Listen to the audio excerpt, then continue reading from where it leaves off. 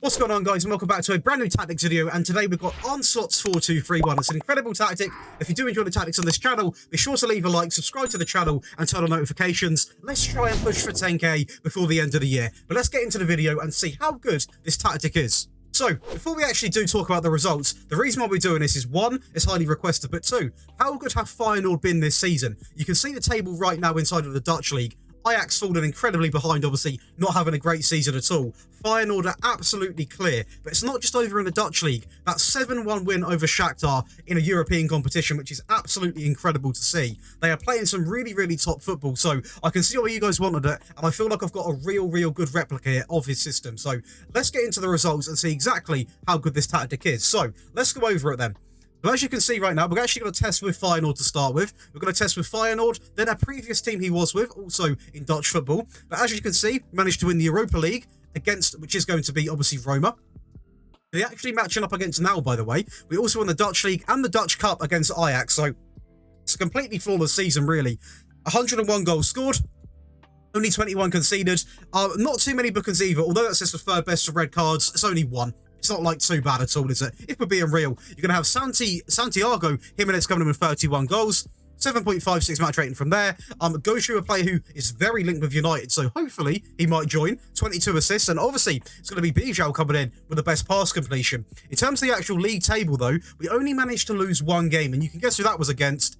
Ajax, unfortunately, in a 2-1 defeat. We were this close for it being an invincible season, which is a little bit disappointing, but it is what it is. Going in terms of the actual squad, let's go and have a little look. So we're going to go right. We're going to play no games. We're going to go by the goals first. So, as you can see, we're going to have 31 here, 22, 15, 14, 14, 11, 11, 9, 8, 7, 7, 6. So, I mean, this point onwards, why can't I drag that? It's really annoying. But this point onwards, we are looking at quite a good amount of goal contributions. If you want to get really picky, this point onwards, you know, 10 goals plus is fairly decent. So, one thing which you are going to see in this system is a lot of different players getting involved with the goals. Now, typically, the striker is going to get most of them, and you are definitely going to notice that when we test with the powerhouse team later on in the video. But overall, a lot of players are getting involved with this, and you know, 4-2-3-1s are very known for being like this because they offer a lot everywhere on the pitch. You've got a nice back four, two midfielders, and then you've almost got that front four that all work well together. And in this system, we do use a shadow striker, and that always is a really good way to go, in my opinion, with a 4-2-3-1. We have 22 assists here coming in from the Manchester United target, 21 here, 15, 13, 10, 7, 5, 5, 5, 5. So again, it's reasonable stats coming across the board from everyone in the field. Some standout players by the actual match rating is actually going to be this man here. Obviously a player who looks absolutely incredible if we're being realistic. Dropping a 7.56, obviously contributing a lot of goals and assists, and it is, you know, overall everyone had quite a good season. I did notice, by the way, any Feyenoord fans, how many players has Stan Simmons got? How many players has he got that he manages? Because honestly, I know Malacia, that was his agent, which makes me think, are Manchester United going to get this player? Let me know in the comments. They're going over to the data hub. We are going to have a very quick look.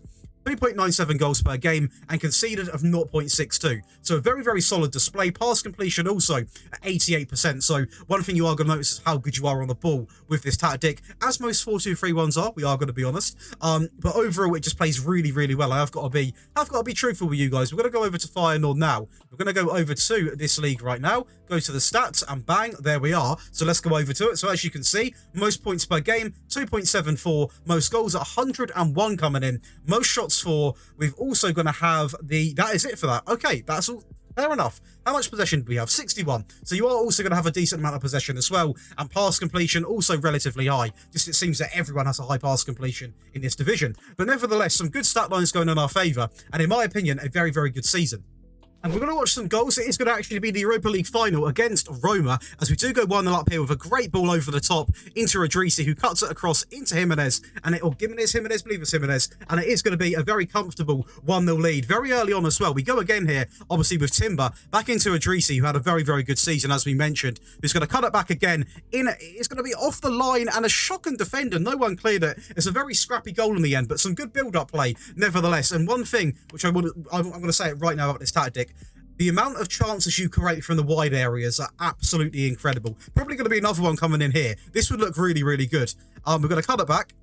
It's going to be into Goshu. Takes a little touch.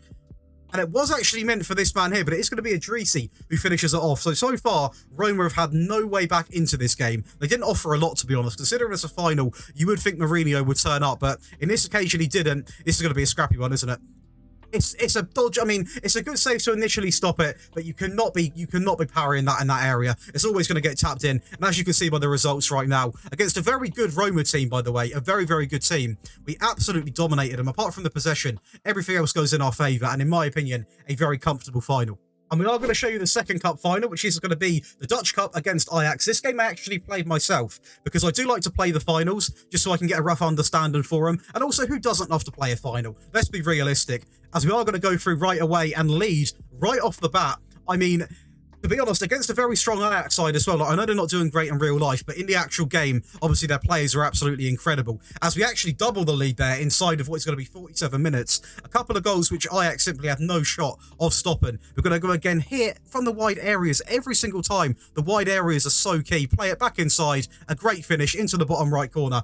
And this Ajax team are made to look incredibly stupid. I mean, they literally... I would have thought they would have got one goal in the final, you know. If we're being realistic, as we play a ball over the top there, Alvarez tries to clear it to Timber, but a shocking, and it's going to be an easy finish. Near post, though, on that occasion, the keeper possibly should be doing a little bit better, but overall, an incredible display. On this occasion, we did have more possession, more XG, more shots on target by an absolute ton, and also the most shots overall. So, what a couple of finals they were.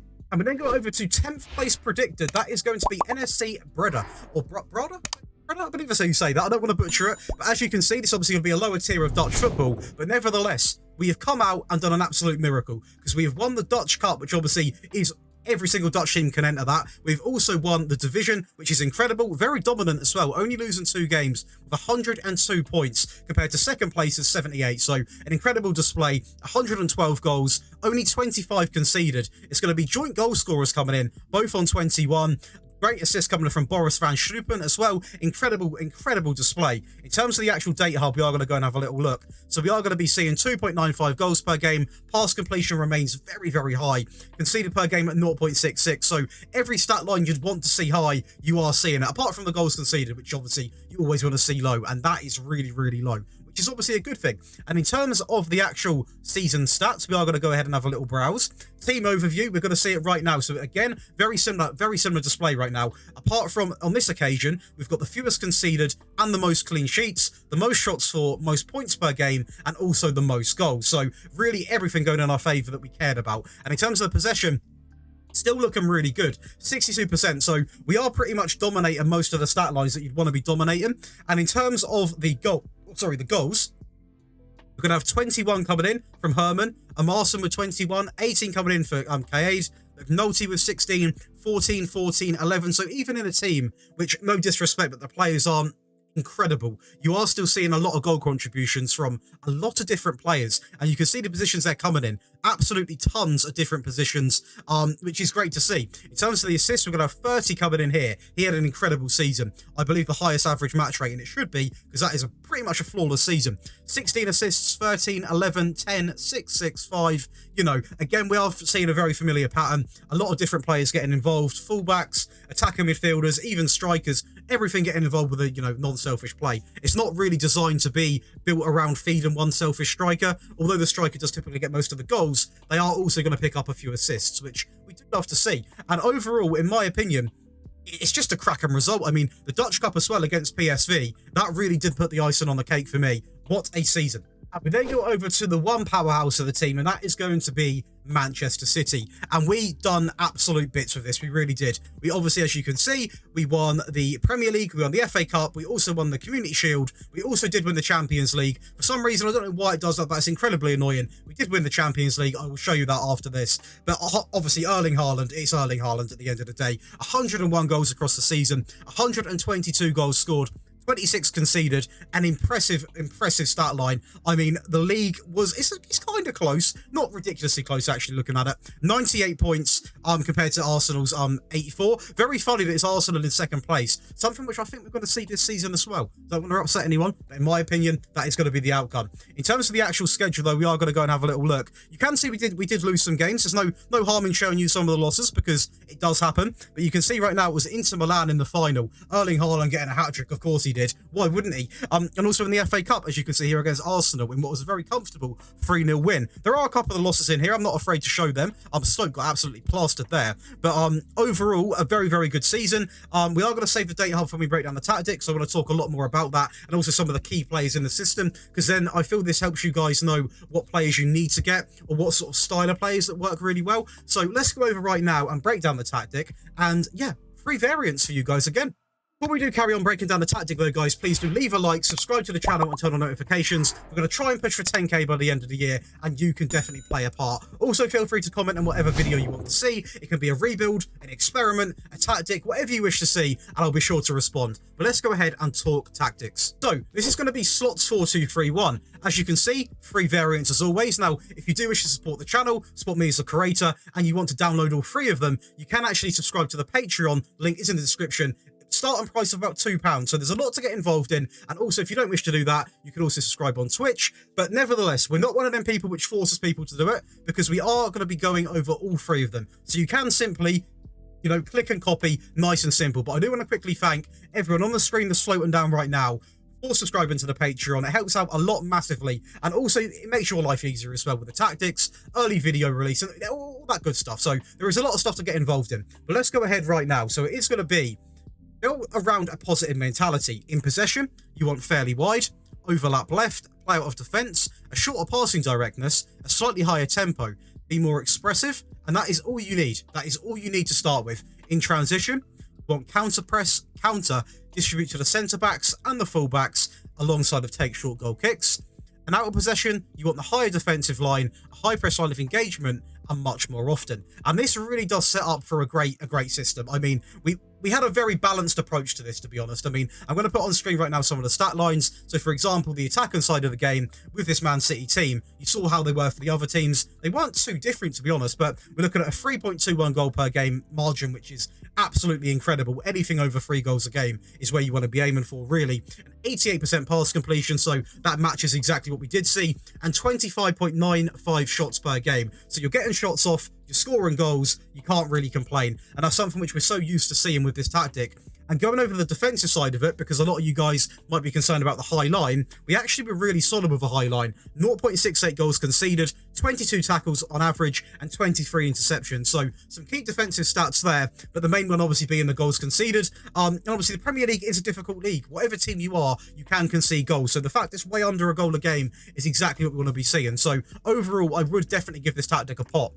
Going over to what is going to be the player roles then, we're going to start things off with a sweeper keeper on support, on take more risks, a fullback on the right on sit narrower, on the left, a fullback on support, on dribble less, run wide, get further forwards and stay wider. If you're wondering why they're so different, very good question. Obviously, on this side, the winger is told to stay out wide, and that's pretty much his job. The fullback is then told to sit narrower, so they don't sort of collide. And on this side, obviously, we've got an inverted winger, so he's going to be cutting in, and the fullback can go wide, and we're still going to have a wide player. So it works really, really well. 2 ball-playing defenders, both on the default instructions, so nice and simple for you guys. A box-to-box on the left-hand side of the deeper midfield on Mark Titer on support. A Roman playmaker on support, nice and default instructions. If you're wondering why there's not tons and tons of instructions, because sometimes it's not needed and you can overcomplicate things. So, for example, this Roman playmaker, I wouldn't want him to shoot more often or really less often. I don't want to restrict him, but I don't want him to go and do crazy shots on the edge of the box all the time. I don't really want him moving into channels too much. I definitely don't want him running wide. So overall, you sometimes don't need to have anything over the top. The 2 wingers, an inverted winger on the left, on sit narrower and tackle harder, as discussed. That means the fullback is essentially going to get in his position when he drifts into this area. And on the right-hand side, a winger on attack on the default instructions, because that's all we really need. Now, going over to the shadow striker, we are actually going to display some stats. So Phil Foden played this role and enjoyed a very good season of 19 goals, 17 assists, and 7.54 average match rating. Not as good as what Goshu done, I believe, but still a very, very good season. And right here, we've got him on tackle harder because we are aggressive in the midfield, trying to win the ball back. If you are picking up too many bookings, you obviously can take this off. But other than that, nice and simple default. And then to finish it off, the pressing forward on attack, a role which Erling Haaland played and had an incredible season. 80 goals, as you're seeing on your screen right now, 5 assists, 8.18 average. This is in competitive competitions, obviously. He scored, I believe, 15 in non-competitive. In actual competitive competitions, we're going to count the stats in. 80 goals do come through. So an incredible season from him. And that is going to be the tactic that we tested with. What I do like to do in these videos, as mentioned 2 minutes ago, we do like to actually offer you an attacking variant and a defensive variant. Now, I would recommend either downloading all three if you can do, or copying all three, because I transitioned a lot when I actually played the games. In the cup finals, I went a little bit more attacking. Then, obviously, when I was like 4-0 up, I went to the defensive variant, because I didn't want to, tire out the players, get injuries, make mistakes, things like that. But let's kick it off with the attacking variant. So, as you can see, it's going to look very similar. And the reason why it does look pretty much the same is because it's naturally quite an attacking tactic. In terms of the actual player roles, the only thing we actually opted to switch was to tell the box-to-box to get further forward and move into channels. Because this way, he is going to be another option. And essentially what will happen is he will play in this pocket here, and he'll drift along a little bit, and you almost get like a free here. You get the inverted winger coming across, you get the box-to-box in that area, and also the shadow striker. So it is a really attacking approach, and obviously this is something I wouldn't do unless you're desperate for a goal, or you're playing a team that you really just want to absolutely thump, and you're really confident. The attacking mentality comes in as well. In possession, we obviously opt to have the overlap added on as well, and everything else remains the same. In transition, we're obviously going to distribute quickly, and again, I believe everything else is the same, because it is already a very attacking tactic. Now, on this screen, I did want to talk to you guys, because you could go with a much higher line, but only do that if it's sort of like 10 minutes, 15 minutes left of the game and you desperately need a goal. Never go into a game with this tactic on a much higher line, in my opinion, because I think you're going to get absolutely torn to bits. But if you're desperate for a goal, you need one urgently, that is the one tweak you could do yourselves. And believe me, it would work. Going over to the defensive variant, as you can see, it is going to look very similar. So all we've done with this scenario is told the box-to-box not to get further forwards again. The wingers go onto a supportive role, because at the end of the day, we've still got a shadow striker who's on attack. We've also got a pressing forward that's going to be pressing in the back lines and staying up in their half, causing issues all round the gaff. And a balanced mentality is perfect for this. In possession, we've obviously taken off the overlap and runs. We don't want to overcommit players. The tempo's slightly lowered. Be more expressive is also ticked off. In transition, we've taken off the distribute quickly. If you're sealing out a game in the last 10-20 minutes, you could opt to have on slow pace down, alongside of you could actually add some time wasting in. And out of possession, we've dropped the line a little bit to standard, just so it's more of a balanced sort of, controlling 4-2-3-1 than a much more intense press. And in my opinion, this is a really good set of free tactics. It works really well, as most 4-2-3-1s do. I had a ton of fun making it, a lot of fun actually studying how he plays. And if you guys have enjoyed today's video, please do leave a like on it, show some love in the comments, it always means a lot, and do subscribe to the channel. I'll see you boys for another tactics video on Saturday.